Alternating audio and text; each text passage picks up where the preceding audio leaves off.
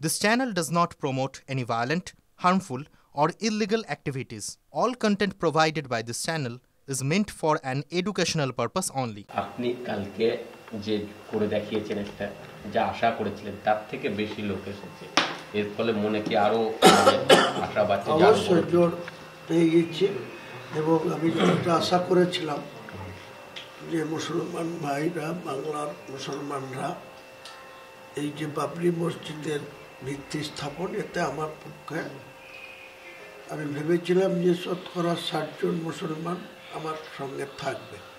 কালকে যে পরিস্থিতি হয়েছে এবং আজকেও যে পরিস্থিতি চলছে, তাতে আমার ধারণা যে বাংলার বাঙালি মুসলমানরা এই বাবরি মসজিদ ইস্যুতে এককাট্টা হয়ে তারা নিজেদের যে মসজিদ ৩৩ বছর আগে অযোধ্যায় ছিল, যেটা ভেঙে ফেলা হয়েছে, সেই মসজিদ পুনর্নির্মাণ বেলডাঙ্গায় করার জন্য তারা পুরোপুরি তৈরি হয়ে গেছে।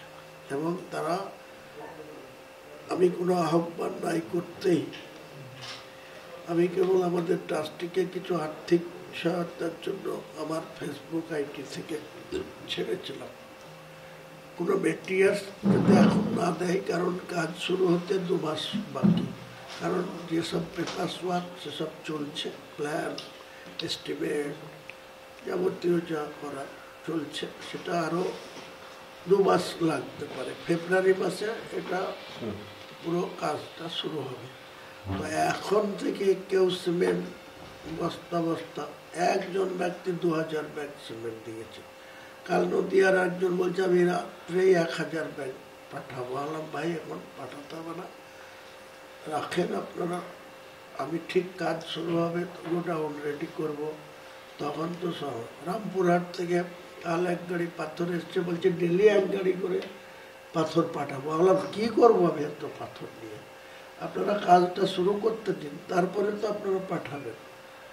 এই অবস্থার মধ্যে ইট এত লাগবেই না। বাবরি মসজিদের যে স্ট্রাকচার হবে সেটা বেশি ১৬ mm, ২০ mm, ২৫ mm করে রডের কাজ এবং সেই সঙ্গে সিমেন্ট, টঞ্চি, পুরো ঢালাইয়ের স্ট্রাকচার হবে। তার সঙ্গে গ্রানাইট, পাথর, স্ট্যান্ডার্ড সাইজের মার্বেল, এসব দিয়ে হবে।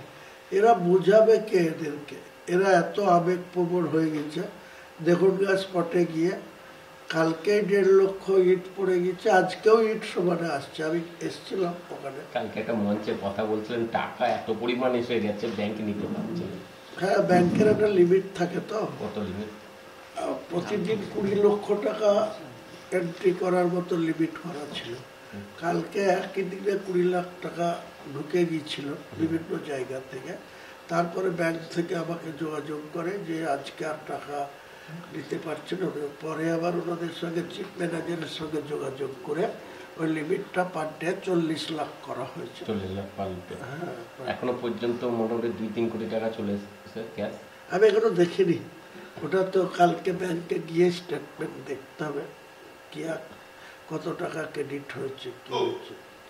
আপনি বলছিলেন হায়দ্রাবাদ যাবো, হায়দ্রাবাদ কি আসাউদ্দিন ওয়েসির সাথে দেখা করার জন্য? না, অন্য কাজ আছে।